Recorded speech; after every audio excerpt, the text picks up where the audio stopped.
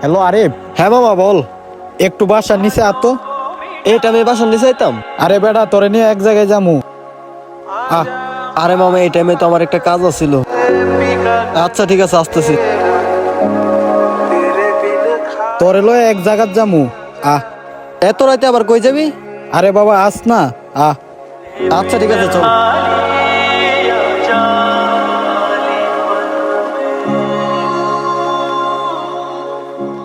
বন্ধু সব রেডি নি, গাড়ি তুলো।